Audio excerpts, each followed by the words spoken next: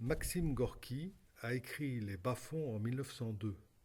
Il avait 34 ans et était engagé aux côtés des bolcheviks.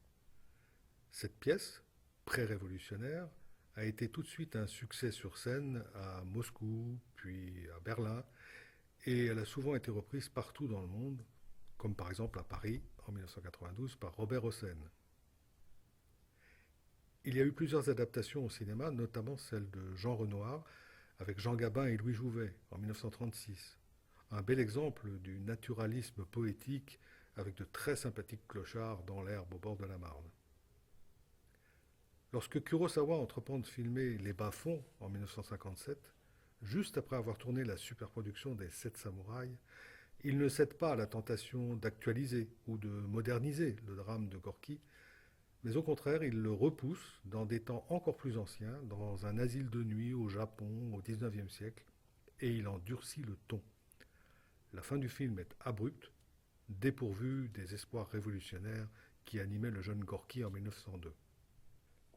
Les personnages de Gorky buvaient de la bière et de la vodka, ceux de Renoir du vin rouge, et ceux de Kurosawa du saké. La boisson change, mais la misère sociale et existentielle est la même. Les hommes se comportent comme des hérissons les uns envers les autres, et les passions amoureuses aussi font toujours les mêmes ravages.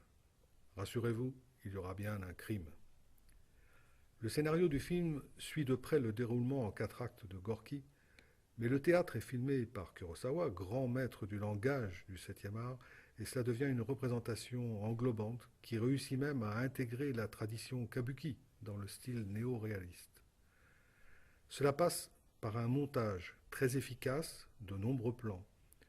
Une scène est cadrée sous de multiples angles qui sont choisis et assemblés avec l'intention de renforcer les significations ou les émotions. Images en contre-plongée, position surprenante des personnages dans les dialogues, qui nous tournent quelquefois le dos, avec des compositions d'ensemble dans lesquelles la profondeur de champ se joue de l'espace pourtant oppressant du huis clos. La musique est un des points forts de ce film. Il n'y a tout simplement pas de musique ajoutée. Donc le peu que vous entendrez, ce sont les sons que les personnages produisent avec leurs propres moyens, leur voix, leur corps et des pauvres percussions rafistolées. Masaru Sato, le compositeur, donne vie à une sarabande d'enfer à partir d'une petite rengaine ancienne greffée sur des rythmes modernes que l'on trouve dans le jazz.